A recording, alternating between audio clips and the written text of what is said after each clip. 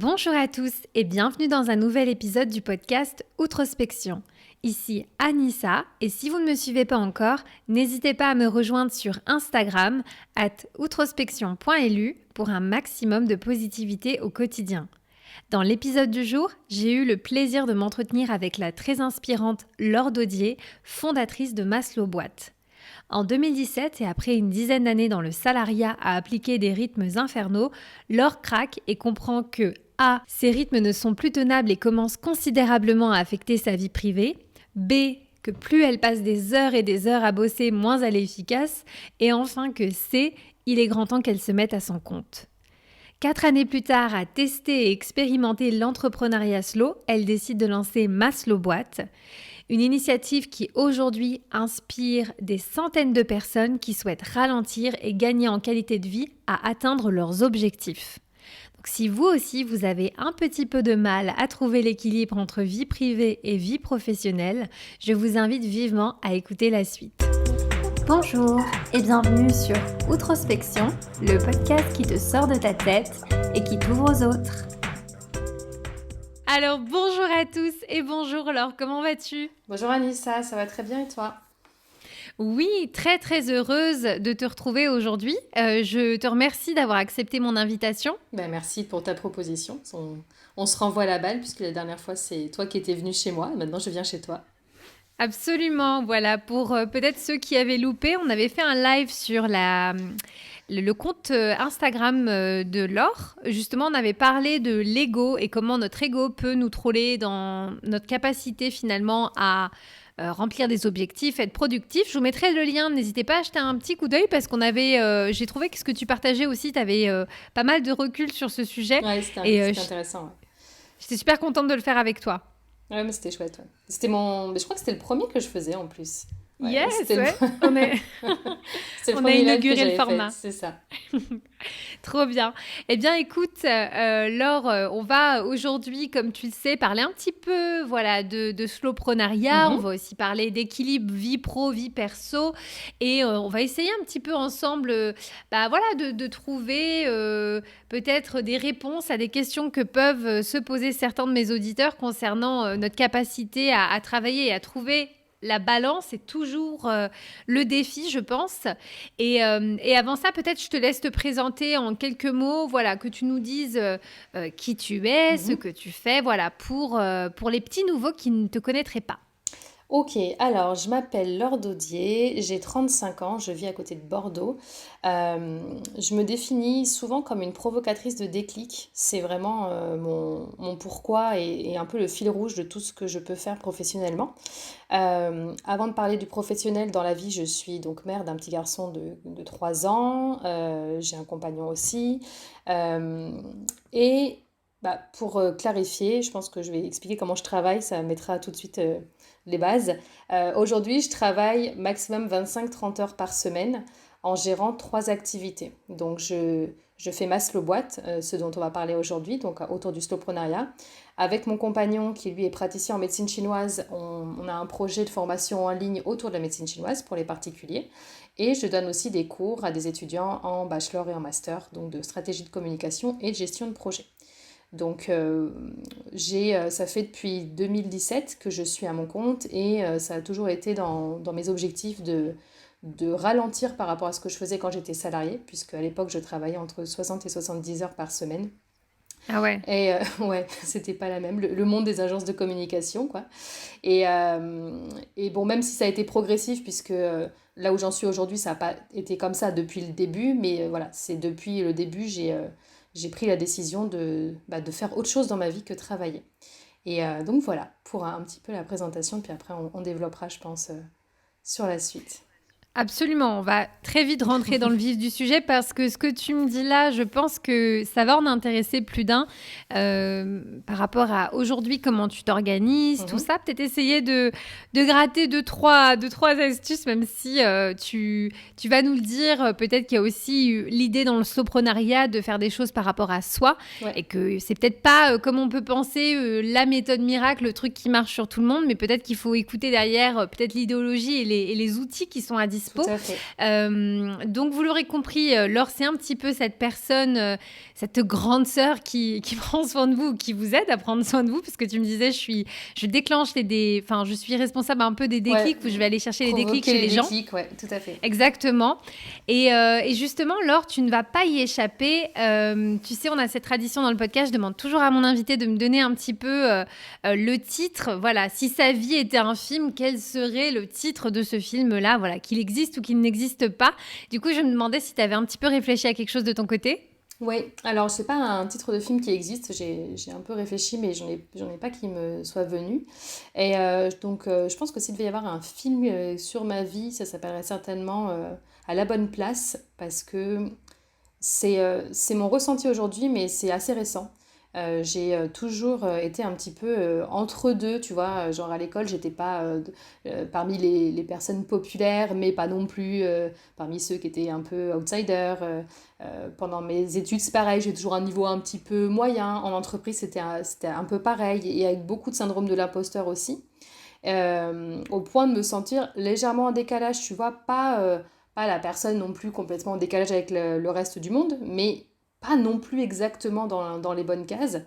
Et aujourd'hui, ce que j'ai réussi à faire, et ce qui fait que j'ai plus du tout de syndrome de l'imposteur, pour le coup, c'est un truc que j'ai réalisé récemment, c'est que, bah, en fait, enfin, j'ai vraiment créé ma propre vie. Enfin, toi, j'ai créé ma famille, j'ai créé mon métier, et du coup, j'ai fait quelque chose de sur mesure, et ça aide quand même beaucoup à être aligné, évidemment, et puis surtout à vivre les choses bien, plus sereinement, et voilà, de se sentir à la bonne place, c'est quelque chose c'est une notion qui est vachement importante pour moi, et sur laquelle je travaille toujours, mais donc ça résumerait bien, en tout cas, mon évolution dans la vie. Je trouve ton titre vraiment super et ça fait justement plaisir d'entendre ça parce que tu vois, je pense que on peut tous à un moment donné dans sa vie avoir une période ou bien même une impression globale de ne pas être à la bonne place ou de ne pas trouver sa place parce que je pense que parfois quand on grandit et qu'on évolue, on nous dresse un peu le portrait d'une vie idéale, d'une carrière successful, de ce que c'est que d'être quelqu'un, voilà, finalement, d'heureux et d'épanoui. Et peut-être que parfois, par rapport aux éléments qui composent notre vie, on peut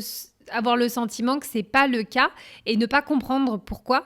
Et je pense que ouais, c'est bien de le dire que finalement, c'est pas grave si on n'a pas trouvé sa place, on peut toujours la trouver et que c'est aussi certainement un sentiment qui est partagé par de nombreux adultes. Et même assez tard dans la vie, des crises interviennent parce qu'il y a des personnes qui disent mais en fait, je fais pas du tout ce que Ouais, j'aime ou je suis pas là complètement. où je devrais être, quoi. Ouais, complètement. Bah, je pense qu'il y a beaucoup de gens d'ailleurs qui se mettent à leur compte pour ça, Mhm. parce qu'ils se rendent compte que le monde de l'entreprise en tant que salarié, ils se sentent pas forcément à leur place justement, et qu'ils ont besoin de plus de liberté, de modeler les choses à leur image. Alors il y a certains rares postes de salariés où on a une grande liberté, mais je pense que l'entrepreneuriat l'offre en tout cas un peu plus facilement. Oui, clairement, enfin, c'est ma sensation, mais clairement, je suis pas la seule. Enfin, c'est des discussions que je peux avoir d'ailleurs avec des membres de ma communauté ou qui se disent, ah, ça fait du bien de se rendre compte que je suis pas toute seule à penser comme ça, avoir envie de travailler à mon rythme, tout ça. Donc, oui, oui, non, je pense que. Mais tellement, mais tellement. Voilà, peut-être qu'on finalement on se voile un peu la face, mais on est très nombreux à avancer à tâtons, à expérimenter un bon nombre de choses, et c'est totalement ok. Et justement, parce que pour en arriver jusqu'au slowpreneuriat, on va reparler un peu de ton parcours, savoir par quoi tu es passé, comment tu es arrivé finalement à te dire ah ça c'est quelque chose qui me correspond. Peut-être avant ça, tu peux nous donner ta définition ou en tout cas comment tu définirais le slowpreneuriat, qu'est-ce que ça veut dire? Alors, pour moi, le slowpreneuriat, c'est être capable d'entreprendre en étant à l'écoute de sa nature, de qui on est, parce qu'on n'est pas tous fichus pareil, donc on n'a pas tous les mêmes besoins. En étant à l'écoute de son énergie du moment, parce que c'est fluctuant aussi, en respectant son propre rythme et en étant dans une démarche de minimalisme au travail. Le but, c'est de travailler moins mais mieux, donc vraiment un peu tu vois, les fondements du minimalisme et du mouvement slow, appliqué à l'entrepreneuriat. Et je suis convaincue que c'est le fait de faire tout ça et finalement, tu vois, au lieu de mettre le travail au centre de ta vie et d'essayer de combiner les choses autour, mais plutôt de profiter de la vie et de prendre du temps pour soi et de faire des choses qui nous font plaisir, je suis convaincue que c'est ça qui fait qu'une fois qu'on est au travail, une fois qu'on est le nez dans son entreprise, on a les idées plus claires, on prend des meilleures décisions, on est plus concentré. Et du coup, bah, on a des résultats qui sont bien meilleurs. C'est-à-dire qu'on gagne en qualité de vie et on gagne aussi en résultats.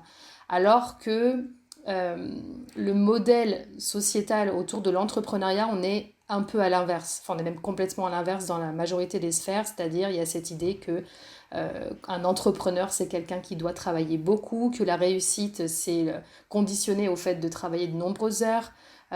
Quelque chose que j'ai beaucoup entendu dans ce milieu-là, c'est de toute façon, quand tu lances ta boîte, les 2-3 premières années, il faut que tu sacrifies le reste, tu mets de côté ta vie de famille, ta vie sociale, etc. Parce que il faut donner, donner, donner, donner. Et, et ça, c'est un modèle auquel je ne crois plus. Enfin, il y en a qui arrivent comme ça, mais c'est très souvent au détriment du reste de leur vie. Donc le slowpreneuriat, c'est entreprendre en se disant, moi, j'ai pas envie de mettre de côté ni ma vie personnelle, familiale et sociale, ni mon entreprise. Je veux combiner l'ensemble et c'est complètement possible. Ok, très bien. Et du coup, par rapport à la manière dont tu le décris, est-ce qu'il y a des choses, parce que moi, quand j'entends ça, ça me semble être un peu, tu vois, on pourrait dire un peu du bon sens. Mhm. Bah Mais oui, c'est du bon s'écouter, sens, mais bien sûr. Non, mais c'est complètement du bon travailler. sens. Non, mais c'est... Et pourtant, il semblerait que ce soit pas si simple en fait à implémenter. Je me demandais d'ailleurs, est-ce que c'est des choses qu'on peut faire, par exemple, même en tant que salarié, tu vois, est-ce que c'est une remise en question qu'on peut avoir dans sa vie de salarié, ça typiquement, travailler de manière un peu plus slow? Oui, oui. Tu sais, moi, un petit peu la genèse de ce projet-là, c'était le constat que quand j'étais salariée, je travaillais beaucoup, mais je brassais beaucoup de vent. C'est-à-dire que je passais beaucoup d'heures au travail, mais c'était pas forcément des heures de travail effectif. Et alors, ça dépend de la liberté qu'on a dans sa méthodologie, dans ses horaires, etc., son travail, mais ouais, je suis convaincue qu'on n'est pas toujours concentré quand on travaille, même quand on est salarié. On ne prend peut-être pas assez soin de soi non plus. C'est-à-dire que, à un moment donné, pour être efficace, pour être concentré et pouvoir avoir la tête à ça, il faut aussi préserver son énergie. Donc ça passe par plein de choses qui ne sont pas dans le travail. Ça passe par l'écoute de soi, ça passe par s'entretenir, avoir une bonne alimentation, enfin des trucs, un bon sommeil, tu vois, des trucs classiques. Mais forcément, quand tu as tout ça, ton efficacité au travail, que tu sois salarié ou entrepreneur, elle est meilleure de toute façon. La différence qu'il va y avoir entre les deux, c'est juste que en tant que salarié, selon le poste que tu vas peut-être avoir moins de liberté sur tes horaires. Si un jour t'as un peu une baisse d'énergie pour une raison ou pour une autre, selon le poste que tu vas pas forcément pouvoir réaménager ton planning. Donc il y a des différences à ce niveau-là. Mais en soi, sur la partie travailler moins mais mieux, oui, enfin, évidemment qu'il y a des choses à faire. Euh, c'est aussi, euh, c'est aussi peut-être faire évoluer le management aussi dans pas mal d'entreprises sur le fait qu'un salarié qui a fini tout son taf en un temps plus court que les autres, c'est plutôt à valoriser du moment que le résultat est là en fait. C'est vrai qu'en France, tu vois, et peut-être dans d'autres pays d'Europe aussi, mais il y a vraiment cette idée que le présentéisme, tu vas faire beaucoup d'heures, c'est hyper glorifié, quoi. Un bon employé, et moi c'est ça que j'ai vécu, un bon employé, c'est un employé qui est là avant le démarrage, avant l'ouverture de l'entreprise, qui part après, tu vois, qui donne de son temps perso, en fait, pour l'entreprise. Et je sais qu'il y a des pays où, à l'inverse, si tu finis tard, c'est que t'es un boulet, quoi. C'est que Je t'as crois le Canada, hein, il me semble qu'ils ont cette Ouais, le culture. Canada, je crois, dans les pays nordiques aussi en Europe, où en gros, non mais si t'as pas fini à 17h, c'est que t'as pas été assez efficace. Et donc en France, on a beaucoup ça dans les choses que je peux partager, même si je m'adresse moi aux entrepreneurs, aux freelances, il y a des choses qui sont tout à fait applicables par des gens qui sont en entreprise. Ok, très bien. Bah, c'est super intéressant parce que tu vois justement, toi à la base, tu n'as pas toujours été indépendante. tu as été salarié, tu l'as dit, tu as bossé en agence, tu as connu aussi le rythme des agences. Moi aussi, je suis passée par cette case-là. C'est vrai que même si, dans mon cas, j'ai évolué dans un environnement qui était enfin, avec un management où on était hyper raccord, tout se passait bien. En fait, c'est très facile d'en arriver à se cramer et à être complètement déséquilibré. Tu sais, c'est ce que tu disais finalement, c'est travailler, mais travailler de manière aussi intelligente pour pas se retrouver à faire des choses. Moi, enfin, je sais qu'on en avait un petit peu parlé dans notre live, mais voilà, je sais que t'es plus trop amatrice des to-do, t'es plus trop amatrice des Ouais. post-it, parce que moi, j'avais à une époque, mais des post-it, mais une quantité incroyable de post-it. Je me souviens, j'ai des vieilles vidéos de moi à l'agence. Je regarde mon desk et je me dis, oh putain, le truc anxiogène, quoi. Ouais. Mais moi, ça me faisait kiffer parce que, tu vois, je me disais, ah, je les retire, machin. Et du coup, peut-être pour recontextualiser, est-ce que tu peux un peu nous expliquer, voilà, quel a été le déclic chez toi? Parce que comme tu as été salariée et que maintenant tu es indépendante et que tu expérimentes depuis plusieurs années le slowprenariat, comment t'en es arrivée à te dire c'est ce qu'il me faut en fait? Par quoi tu es passée toi en tant qu'individu? Alors, donc j'ai travaillé 8 ans en agence de communication et tant que j'étais salariée jusqu'à la dernière année, en fait, je cherchais même une entreprise dans laquelle m'investir mes corps et âme, tu vois. Donc j'ai fait plusieurs agences, certaines qui correspondaient pas forcément à mes valeurs, donc je faisais mes heures et voilà. Mais pour moi, le but ultime, c'était un peu de trouver une boîte dans laquelle j'aurais envie de donner plus de temps, tu vois. Parce que j'avais, par éducation, je pense, par jeunesse aussi sans doute, j'avais cette idée que le Saint Graal, tu vois, c'était de trouver une boîte dans laquelle tu avais envie d'être hyper corporate et la valeur travail était très très très importante. Réussir sa vie, pour moi, c'était travailler beaucoup. Et avoir un job tellement épanouissant qu'on avait envie d'y passer voilà, toutes ces soirées, de passer le week-end, etc. C'est un peu le modèle familial que j'avais eu. Et, euh, et donc j'ai trouvé cette agence que je convoitais. Je suis rentrée en 2014, j'étais commerciale. Donc du coup, j'avais pas forcément... j'étais aux 35 heures, mais bon, on te fait vite comprendre quand tu es commercial que si tu veux tes primes, tes trucs, tout ça, bah, les clients, des fois, voilà, faut être là avant, faut aller après, enfin voilà. Et j'ai adoré les 2 premières années et demie. Je me suis vraiment donné beaucoup. C'était pas facile euh, parce que dans une direction assez patriarcale. Et moi, j'étais donc une femme, donc j'ai aussi dû faire mes preuves à ce niveau-là. J'ai vécu pas mal d'injustices là-dessus, mais si tu veux, en fait, j'avais vraiment mon objectif, je voulais gravir les échelons, donc voilà, je bossais, je négociais mes augmentations, etc., etc. Et, cetera. Et puis la dernière année, l'agence a changé de direction. La direction a changé, il y a un directeur qui est parti, qui a été remplacé, et il y a eu beaucoup de mouvements à ce niveau-là. Et ça a été un vrai déclencheur parce que c'est aussi à ce moment-là qu'on a commencé à me mettre pas mal de responsabilités parce qu'il y avait pas mal de turnover. Moi, je commençais à faire un peu partie des meubles. Et, voilà. Et surtout, j'étais un petit peu à la base porte-parole de mes collègues, et de porte-parole de mes collègues, ça s'est transformé à devoir les manager et prendre certaines, tu vois, avoir avec eux certaines discussions pas faciles, etc. Alors que j'étais au même niveau hiérarchique qu'eux. Et ça a été très très compliqué. Et en plus de mon boulot, il y avait d'autres commerciaux qui y sont rentrés. Je ne faisais pas exactement la même chose qu'eux, mais il y avait un directeur commercial externe qui était là, qui se sentait un peu compétition avec moi. Enfin, c'était une période très très compliquée, tu vois, dans le genre pas trouver sa place, c'était... Alors là, on était en plein dedans. Tu vois, là, c'est vraiment... j'étais pas à la bonne place, mais vraiment. Et au bout d'un moment, bah, je tenais. Et puis en février 2017, je suis allée voir le médecin parce que j'étais très très très fatiguée. Et donc j'avais dû choper un rhume, un truc comme ça. À la base, c'était parce que j'avais un problème physique, tu vois. Et le médecin qui m'a juste demandé comment ça se passait au boulot pour voir mon niveau de fatigue. Et là, j'ai complètement craqué dans son bureau. Donc, il m'a arrêté pour 10 jours en me disant, si je racontais 2, 3 trucs, il dit non, non, mais je vois beaucoup d'entreprises qui traitent les gens comme ça et vous allez vous arrêter, vous allez réfléchir à ce que vous allez faire pour votre avenir professionnel. T'es Et bien tombée, Laure, hein? ouais, je suis super bien tombée. Ouais. Et pendant cet arrêt-là, déjà j'ai eu une petite discussion avec ma direction en disant là il va falloir qu'il y ait des choses qui changent. J'ai pris la décision, j'étais sur Poitiers à l'époque, de revenir à Bordeaux où était ma famille. Donc je leur ai annoncé, à la base je voulais développer l'agence sur Bordeaux, mais je leur ai dit bon moi je veux partir sur Bordeaux.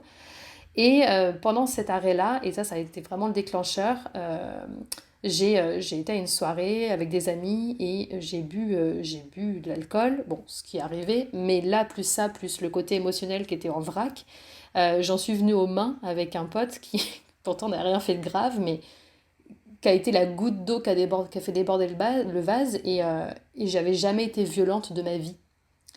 Et ça, c'était tellement pas moi, et je m'en suis tellement voulu, surtout, je me suis dit, mais là, c'est en train de me transformer, c'est-à-dire que je suis tellement à bout que j'en viens à ne plus être moi-même et à tout décharger sur un peu la première personne qui passe et qui va me dire un petit peu un truc de travers, là où d'habitude je m'en foutrais.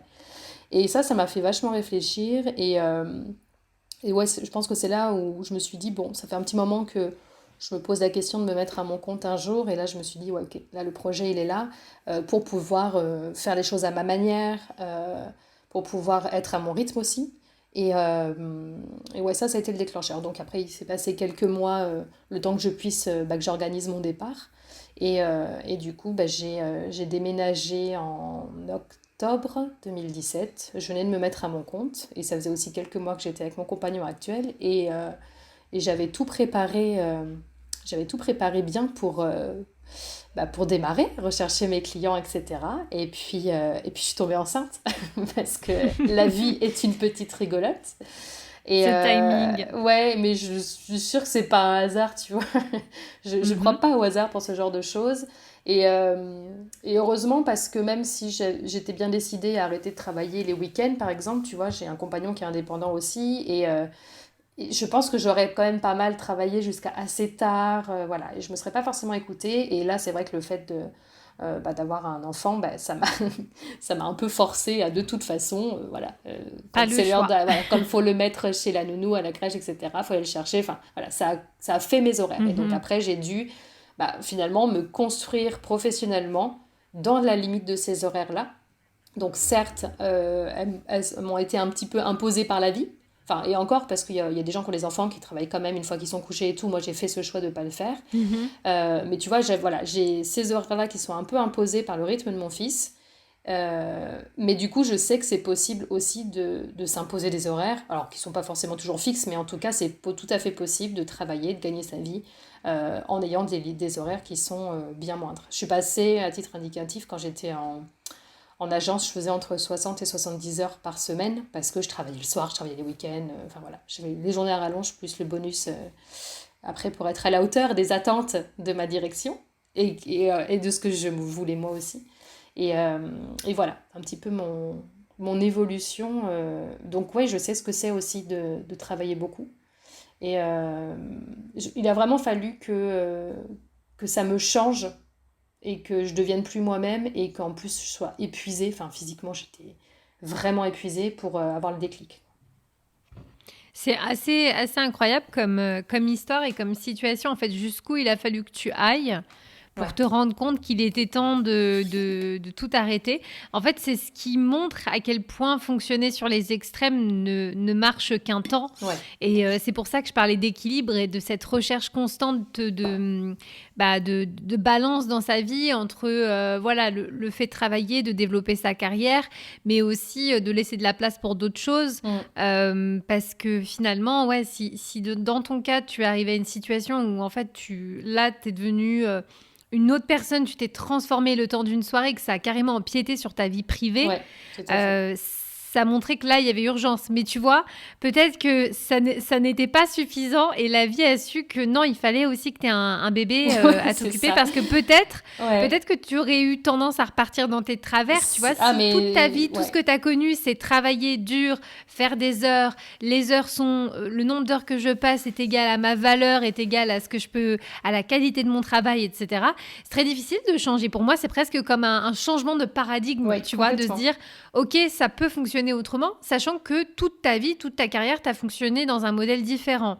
Et justement, par rapport à ça, euh, Comment toi tu as trouvé tes marques en fait dans cet équilibre? Parce que en fait, je sais qu'on en avait un peu parlé en off. Tu me disais que tu considérais pas que c'était aussi binaire que vie pro, vie perso. Est-ce que tu peux nous en dire un petit peu plus? Parce que toi, dans ton équation, tu vas un petit peu plus loin, ou en tout cas, tu détailles un peu plus parce que tu penses que c'est pas uniquement une question de vie pro, vie perso pour pouvoir aussi trouver cet équilibre. Oui, complètement. En fait, c'est vrai qu'on fait souvent cette opposition-là, sauf que moi, ce que je distingue, c'est donc la vie pro, la vie familiale, la vie sociale, alors, qui éventuellement peut être dans le même bloc, et après, la vie personnelle, pour moi, c'est ce qu'on fait vraiment pour soi. Que pour soi, c'est-à-dire que si c'est aller voir des amis parce que ça nous fait plaisir, si c'est pour boire un coup, échanger, dire des conneries, ça nous fait du bien. Par contre, soutenir un ami qui est dans une période difficile, là on est plus tourné vers l'autre. Passer du temps avec ses enfants, ça peut nous faire beaucoup de bien aussi, mais s'occuper de ses enfants, c'est du temps familial. Et en fait, je fais vraiment cette distinction-là parce que ça, c'est quelque chose que j'ai réalisé sur la première année avec mon fils, où en fait je ne me laissais pas de temps pour moi. C'est-à-dire que c'était soit le boulot, Mhm. soit le familial et le social, et je ne m'autorisais pas, comme beaucoup de jeunes mères, hein, qui dans aussi question balle dans le pied, on est pas mal, je m'autorisais pas à prendre du temps pour moi, pour faire juste des activités qui me faisaient kiffer, regarder une série sur Netflix, je sais pas, faire n'importe quoi en fait, mais juste un truc pour moi, le laisser à mon copain pendant que j'allais faire un truc. Et, euh, et en fait, ça me frustrait énormément. Bon, déjà, j'étais fatiguée, mais en plus, Mm. ça m'a généré une frustration assez impressionnante.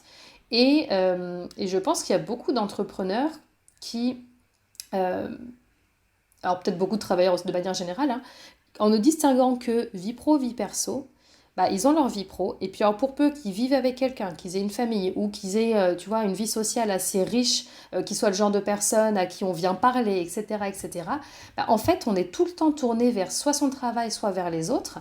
Et à un moment Oui. donné, on a besoin, pour avoir un équilibre, d'être vraiment centré sur soi, d'être égoïste, mais pas dans le sens négatif du terme, mais dans le sens vital. C'est que on a vraiment, et après c'est peut-être une question de génération aussi, mais on a un besoin vital de faire des choses qui nous font plaisir à nous, de ne pas être toujours tourné vers l'autre, parce qu'au bout d'un moment, quand on est trop tourné vers les autres, on ne peut plus correctement les servir, et on ne peut plus correctement servir nos projets.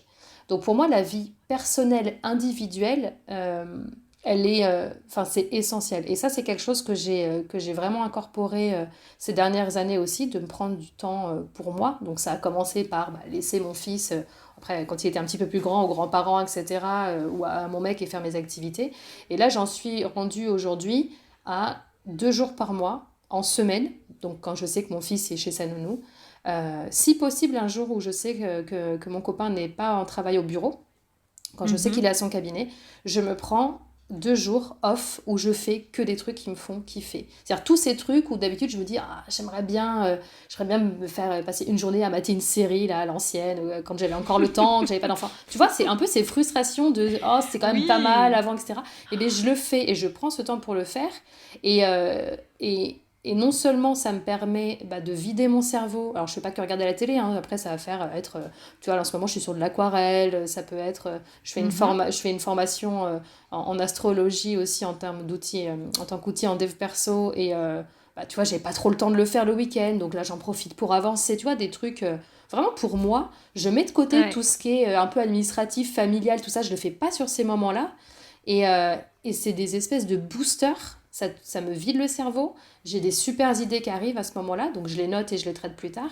Et quand je reprends le boulot, et même quand je reprends du coup ma disponibilité pour ma vie sociale et familiale, ben voilà, j'ai pris du temps pour moi et je suis beaucoup plus présente en fait pour le reste après.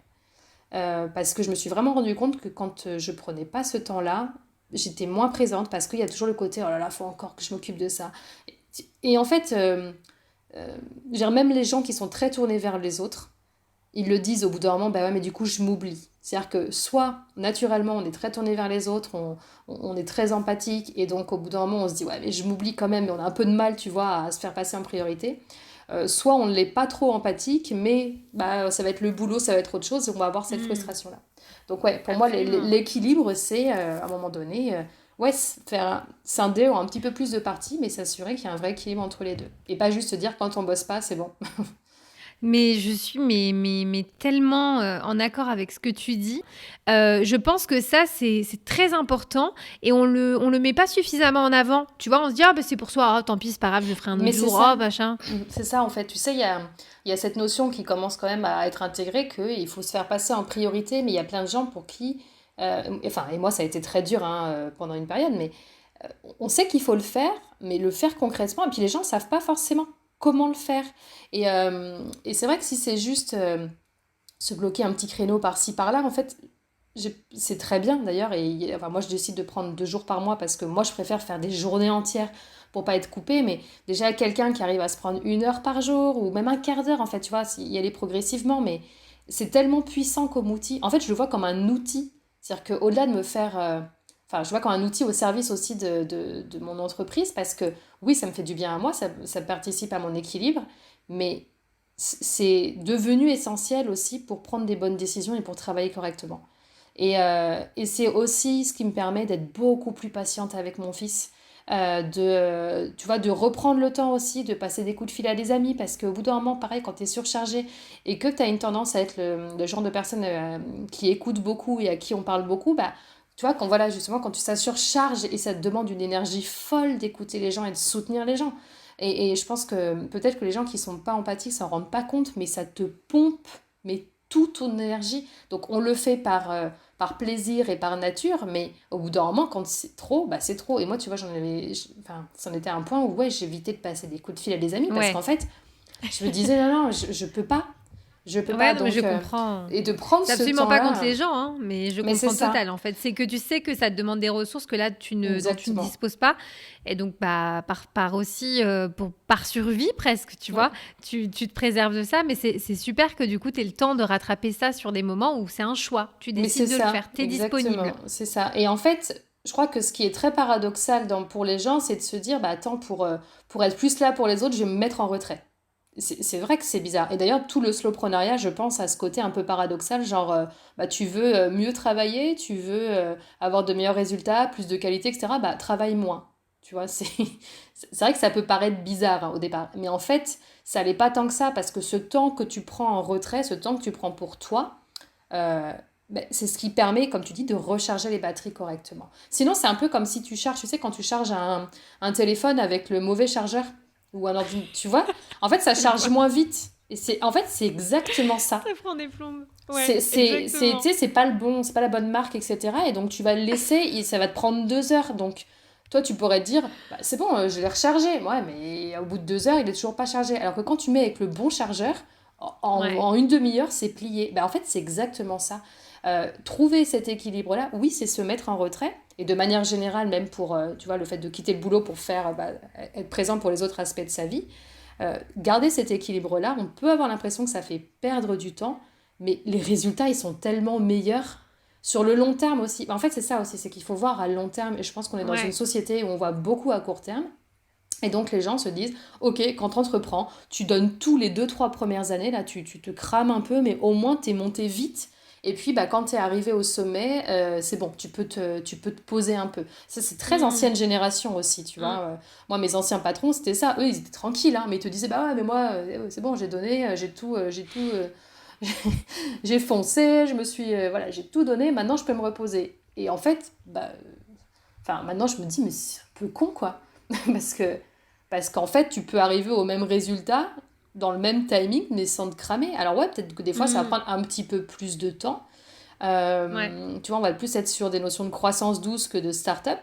Mais bah, pour moi, c'est tout aussi valable parce que ouais, tu vas peut-être mettre un petit peu plus de temps à atteindre tes résultats. Je veux dire, moi, aujourd'hui, j'ai 3 projets, donc clairement, ça va moins vite sur ces projets-là que si j'étais que sur un. Mais, mais je l'accepte parce qu'en fait, aujourd'hui, je suis contente d'avoir ces 3 projets, en fait. C'est-à-dire que c'est pas juste une question de progresser le plus vite possible. C'est progresser et en même temps profiter de chaque projet, profiter du parcours, Mm. profiter de ma famille, profiter de mes amis, prendre du temps pour moi. Tu vois, c'est un ensemble.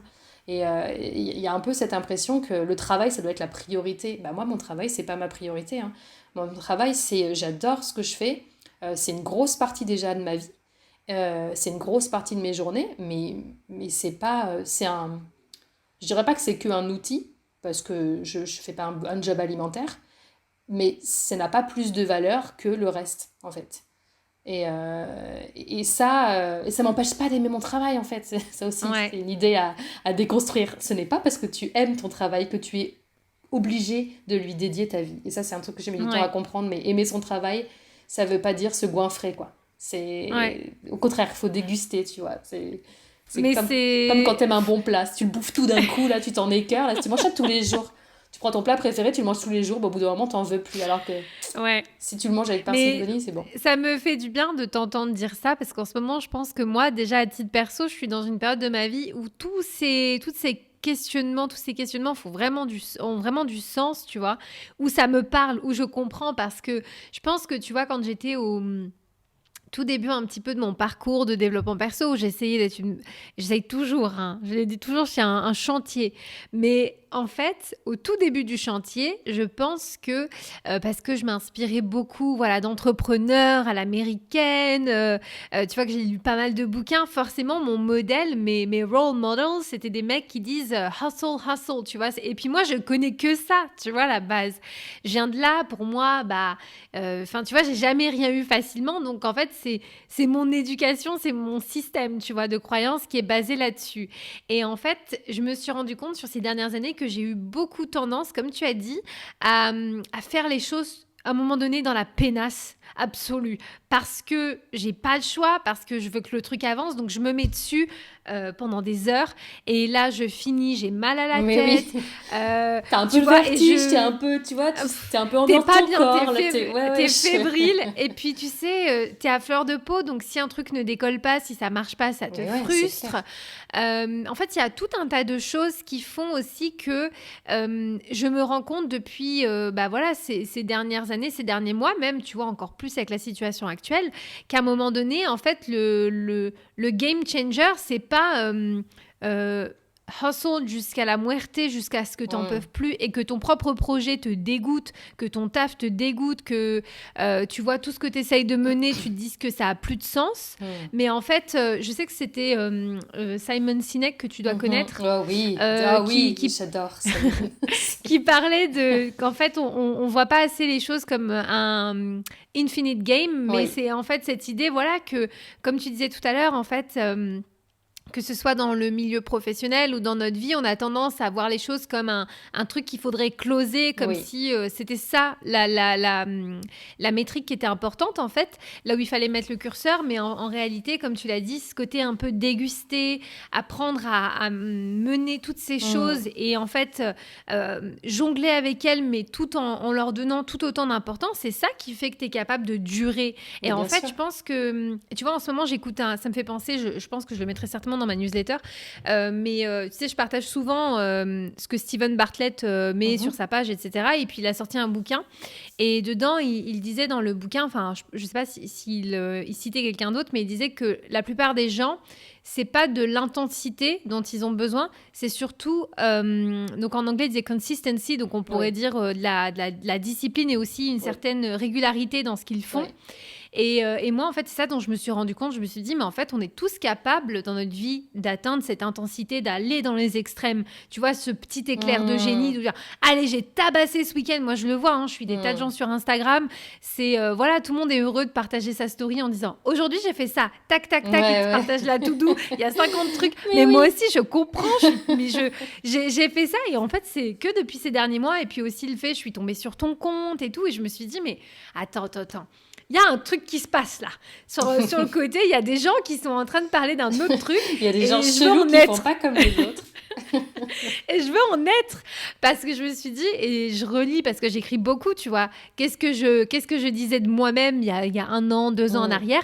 Et j'ai vu en fait ce truc de cette battle constante en fait d'essayer de s'améliorer, de se fixer des objectifs, de se ouais. tirer vers le haut, mais en fait le faire d'une manière où on finit par se brûler et ne pas être capable de tenir ça sur la durée. Ouais, ça c'est hyper important aussi, et du coup il y a quelque chose que je voudrais repréciser, c'est que il y a des gens qui peuvent sans problème travailler tous les jours, tu vois.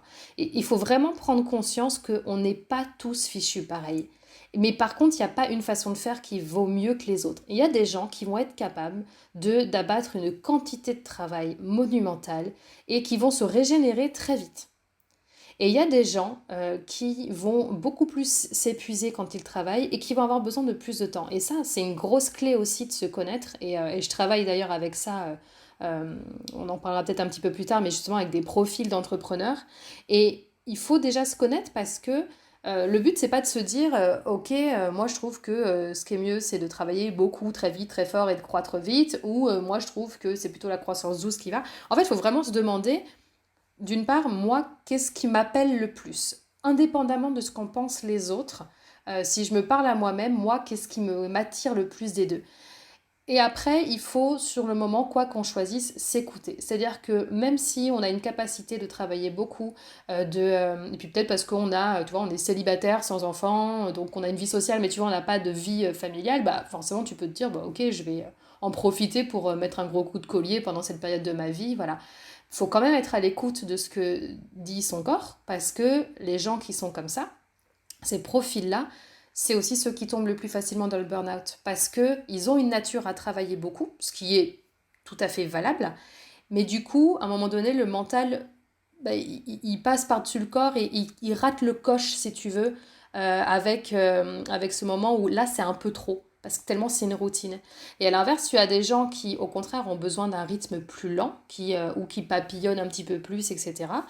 Et eux, le risque, il va être ailleurs. Ça va être peut-être qu'ils vont avoir plus de mal à dire non aux gens, donc ils vont se laisser dépasser, ou ils vont être trop tu vois, dans l'empathie, dans tout ça, ou trop dispersés. Donc chaque personne va avoir un petit peu son profil et tu vois, moi je suis en train de dire le slowpreneuriat c'est la façon de travailler, d'entreprendre qui vaille. Non, il y a des gens à qui ça conviendra jamais et c'est ok.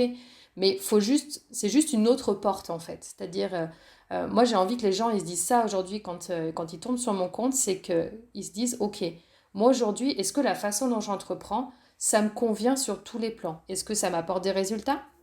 Est-ce que ça me permet d'avoir un équilibre de vie? Est-ce que mon corps, il va bien? Est-ce qu'il n'est pas en train de m'envoyer des signaux, en train de me dire au secours, je suis un peu mal là, voilà. Si c'est le cas, il n'y a pas forcément besoin de changer grand-chose, mais ça peut permettre aussi de faire attention à certains signaux. Et puis si au contraire, on se rend compte que, ah bah non, moi je suis partie comme une balle là et j'en ai dans tous les sens et en fait je suis en train de me refaire une cage alors que j'étais devenue entrepreneur pour être libre, bah là le slowpreneuriat, je pense que ça peut être une très bonne solution. Parce que, ne serait-ce que parce que ça permet, en tout cas moi de la façon dont je le travaille, ça permet de se poser la question sur comment je fonctionne et comment est-ce que je peux réorganiser ma façon de travailler et me mettre plus à l'écoute de mon corps et plein d'autres choses pour voilà, trouver un modèle qui me convient. Et slowpreneuriat, même s'il y a le mot slow, c'est juste ralentir pour rééquilibrer. C'est pas travailler mou, quoi, tu vois, c'est pas... Non, mais je le dis parce que c'est vrai, il y a des gens qui travaillent très lentement et c'est pareil, c'est ok en fait. Il y a des gens, il y a des profils qui vont travailler super lentement mais qui vont aller beaucoup dans le détail et tout. Tu vois, les perfectionnistes par exemple, typiquement les perfectionnistes, c'est pas forcément ceux qui vont être le plus rapides parce qu'ils vont très très très très loin dans le détail. Donc travailler lentement, c'est pas une tare, mais même quand on a un tempérament plutôt de feu à travailler vite et à faire plein de choses, bah, ralentir, c'est juste, tu vas rétablir l'équilibre. C'est juste remettre la balance au bon endroit. C'est pas passer de l'autre côté. Donc, ça, en ça, je trouve que le concept de slowpreneuriat est top. C'est que ça permet au moins de se poser la question et de se demander Mm. si la façon dont on travaille aujourd'hui, est-ce qu'elle correspond vraiment au style de vie auquel on aspire. Sans se C'est dire, ça super viendra plus intéressant, tard. ouais. Ouais, non, absolument. T'as mis le doigt, enfin, cette précision était aussi importante. Et justement, si moi, par exemple, aujourd'hui, j'écoute ce podcast et que j'aimerais commencer à appliquer certaines choses, qu'est-ce que je peux faire, en fait, pour finalement me mettre dedans? Tu parlais, voilà, finalement que c'était aussi important d'apprendre à se connaître. Comment toi, t'abordes les choses, notamment avec Maslow Boîte, pour aider les personnes qui sont justement dans ce questionnement à peut-être faire les premiers pas? Alors, désolée, il y a mon chat qui miaule à côté. Alors, moi, ce que j'ai mis en place, en fait, j'ai vraiment réfléchi ce que je proposais sur ma slow boîte dans l'ordre pour avancer pas à pas. Donc, la première chose que j'ai faite, c'est d'ouvrir mon infolettre, donc qui est une infolettre audio. où c'est une fois tous les 15 jours et ça dure en général un petit peu moins de 10 minutes. Et là, le but, c'est de travailler sur le mindset. Parce que pour moi, si on n'intègre pas certaines notions, si on déconstruit pas certaines idées, bah, tout ce qu'on va vouloir mettre en place après, l'organisation, l'écoute de soi, etc., bah, ça va pas tenir très longtemps. Donc là, dans cette infolettre-là, j'aborde des sujets comme, par exemple, la posture qu'on a vis-à-vis de ses clients. Ça peut être, tu vois, dans celle d'aujourd'hui, j'ai parlé du fait d'aller se balader en nature et que ça pouvait être un très bon outil pour justement travailler son mental et son mindset. Ça va être aussi sur la vision qu'on a de son temps. Enfin voilà, tu vois, je vais vraiment aborder des notions un peu mindset là-dessus pour, en partant de mon expérience, expliquer aux gens comment je suis passée au-delà de ça. Donc ça, ça c'est une possibilité. Après, deuxième étape, sur vraiment la connaissance de soi, j'ai fait un quiz sur lequel j'ai établi 4 profils d'entrepreneurs basés sur les 4 éléments. Euh, donc l'eau, le feu, la terre et l'air. Et pour chacun de ces profils-là, en fait, je donne 3 axes de travail prioritaires. C'est vraiment les choses auxquelles il faut faire attention par rapport aux tendances qu'on a en fonction de son profil. Tu vois, par exemple, l'eau, on va avoir tendance à être très empathique et très arrangeant. Très arrangeant avec ses clients, avec tout ça, quitte à voilà, se faire passer en dernier. Le profil terre, on est plus sur le perfectionnisme, mais des fois, tu vois, un petit peu trop dans le détail. Le profil feu, on a un peu de mal à s'arrêter, etc. Donc, en fait, je donne vraiment 3 axes de choses auxquelles faire attention pour commencer, tu vois, doucement à faire un pas et surtout voilà, à se questionner. Après, j'ai toutes mes publications aussi sur mon compte où je vais déconstruire des idées, je vais te donner des astuces, etc. Et là, la troisième étape, qui peut-être, je pense, sera sortie au moment où ton podcast sortira, puisque ça sort le 17, donc dans quelques jours, c'est un bundle donc, que j'ai appelé Slowpreneur Basics. Et c'est vraiment ça, c'est les bases en fait. C'est 10 étapes de base quand on veut travailler en mode slowpreneuriat. Et là, je suis plus dans le concret avec de l'implémentation à faire. Donc, ça va passer par déjà travailler sur son équilibre, donc apprendre à repérer les signaux de son corps qu'on ne prend pas toujours pour des signaux, parce que ça ne fait pas forcément mal, mais en fait, c'est un indicateur. Donc, savoir s'écouter, prêter attention aussi à son alimentation. C'est-à-dire, pas tellement à... c'est pas un régime que je donne, hein, mais apprendre à s'écouter, mais après les repas, pour se dire, mais quels aliments vont m'aider dans ma productivité, ou quels aliments vont me fatiguer. Ça passe par faire chercher l'équilibre dans sa vie au quotidien. Et là, je travaille avec la médecine chinoise parce que moi, c'est ce que j'utilise. Alors, rien de très compliqué, mais j'utilise le yin et le yang comme système de classification. Donc, il y a toute cette partie écoute de soi, apprendre à décrocher aussi, concrètement. Enfin, ça veut dire quoi, décrocher du boulot? C'est pas forcément ne plus penser du tout au boulot, parce qu'on ne contrôle pas forcément ses pensées, mais qu'est-ce qu'on a en fait de ses pensées? Donc, il y a toute, tu vois, une partie écoute de soi et comment gagner en sérénité. J'aborde aussi une partie plus organisationnelle, comment tu fais pour simplifier tes tâches, comment tu fais pour en éliminer certaines, tu vois, donc vraiment de l'opérationnel. Et puis je travaille aussi sur comment t'éduques tes clients pour qu'ils te mettent pas la pression et que tu te mettes pas la pression, comment tu t'assures de te mettre dans la bonne énergie et puis comment tu prends du temps off, ce dont on parlait tout à l'heure, du vrai temps off. Donc là, dans ce bundle-là, donc c'est un mix avec des petites vidéos et surtout des mises en application. Le but, c'est vraiment d'être dans le concret et de se dire, ok, je prends ça, je m'y mets et étape par étape, je commence à implémenter des changements. Et ces changements-là, une fois qu'on a mis le doigt dedans, on ne revient pas en arrière, quoi. Quand on gagne en confort et c'est vraiment des petites choses qui sont pas compliquées à mettre en place, mais qui ont un pouvoir de changement et d'impact qui est énorme. Donc voilà. Et puis après, je continue à travailler sur d'autres projets pour faire de l'accompagnement un peu plus de proximité, mais là, pour le moment, voilà ce que je propose. Mais tu vois, je pense vraiment étape par étape parce que c'est un processus en fait. C'est pas, un changement, Ça se fait pas du jour au lendemain et j'ai pas envie que les gens se disent allez, du jour au lendemain, ça y est, Ouais. je passe slowpreneur parce que ça marche pas. Moi, c'est vraiment quelque chose que j'aime beaucoup avec toi et avec ton contenu. Donc, moi, je te suis déjà depuis quelques mois. Pour la petite histoire, j'ai moi-même, enfin, je suis abonnée à l'infolette. Donc, pour ceux qui, voilà, qui veulent s'abonner, c'est gratuit en plus. Oui. Je mettrai aussi les liens. Il y a aussi ce quiz dont tu parlais que Ouais. j'ai fait aussi depuis. Mhm. Donc, super intéressant parce que, encore une fois, ce quiz est accessible et vous donne déjà un maximum d'indications sur votre profil et sur les choses à repérer. Et je trouve que ça, c'est super aussi, voilà, d'avoir déjà aussi une manière un peu de s'auto-évaluer dans un premier niveau. Mhm. Et là, du coup, ce bundle qui va sortir là en mai 2021, à l'heure où on se parle et qui sera aussi un concentré de tout ce que tu as expliqué. Et ça, par contre, donc, c'est quelque chose que tu vas commercialiser Oui. sur un site Ouais. ou quelque chose. Tout à Ouais, fait. ok, Ouais, ouais, ouais. d'accord. Ouais, ouais, tout à Super. fait.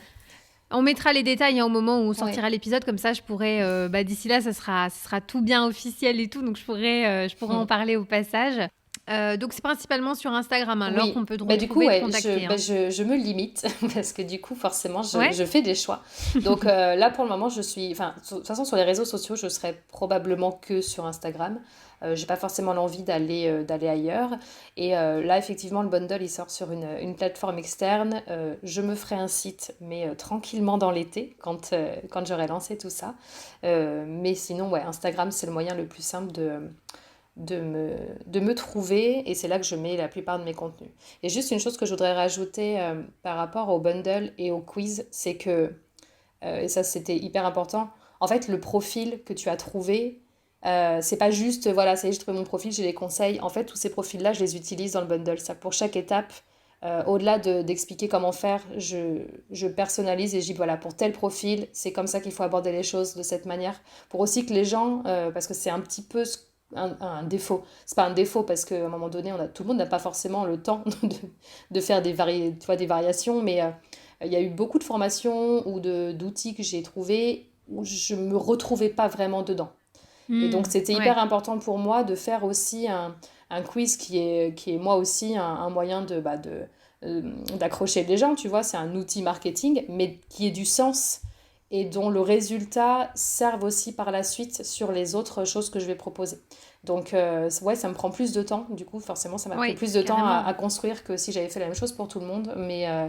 Mais voilà, ça c'est hyper important. Donc ça sert à ça aussi. C'est pas juste pour sur le moment se dire ok, je suis tel profil, voilà. Mais c'est top et justement, je pense que c'est ça qui donne de la valeur à ce bundle que tu as créé en complément parce que finalement, une fois qu'on a fait ce quiz, c'est un peu l'étape et on Ouais, peut passer à la en fait c'est suite et ça. voir un petit peu comment on implémente ça de manière concrète maintenant qu'on sait quel profil on a, quelles Exactement. sont nos tendances, etc.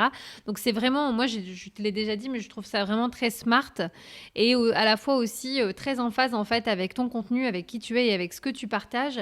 Et j'en profite aussi encore une fois pour te remercier de nous avoir aujourd'hui pris la main, de nous avoir emmenés sur le terrain du soloprenariat, de nous avoir un peu introduit à ça. Parce que je trouve que voilà, ça vaut le coup d'en parler. Je suis sûre qu'on en parlera beaucoup plus dans les années qui arrivent. Je Ouais, suis j'espère, ouais. convaincue. Mais c'est cool aussi d'avoir ces contenus en français, tu vois, parce que Oui, souvent, c'est des trucs qu'on a plus en anglais. Et voilà, de dire aussi qu'il y a du contenu accessible en français pour les francophones sur ces sujets-là, c'est aussi une très, très bonne chose. Donc, je mettrai tous les liens pour aller suivre Laure, retrouver le live qu'on avait fait ensemble si ça vous intéresse aussi, le lien vers ton bundle justement pour que mhm. voilà, les gens intéressés puissent y jeter un petit coup d'œil et aller regarder un petit peu plus en détail voilà, la composition, tout ça. Et puis le quiz évidemment, voilà, comme je vous ai dit, moi je suis déjà abonnée, je suis assidûment Laure et je vous invite à faire de même. Et puis écoute Laure, je te souhaite le meilleur succès pour ces projets que tu mènes très bien, de manière équilibrée. Et ça c'est une donnée importante en fait en réalité, Ouais, surtout la manière merci. dont tu les mènes. J'essaye, en tout cas, ouais, c'est vraiment un objectif auquel je me tiens. Parce que dans équilibre, comme je me dis toujours, dans équilibre, il y a libre et la liberté, c'est vraiment ce que je suis venue chercher dans l'entrepreneuriat. Donc, si je veux pas la perdre, cette liberté, il faut garder ça. Merci beaucoup. J'aurais pas mieux. Merci aussi à toi et à très bientôt Laure. À très Ciao. bientôt. Salut Anissa. Hey, si vous êtes encore là, Merci beaucoup pour votre écoute, j'apprécie énormément. Si vous avez aimé cet épisode, n'hésitez pas à le partager autour de vous pour donner plus de visibilité au podcast. Si vous souhaitez me contacter, vous pouvez m'écrire sur Instagram ou sur LinkedIn, ou mieux encore, vous pouvez vous abonner à ma newsletter sur le site outrospection.lu pour recevoir votre dose mensuelle d'inspiration, de motivation et connaître les derniers épisodes. Merci et à bientôt!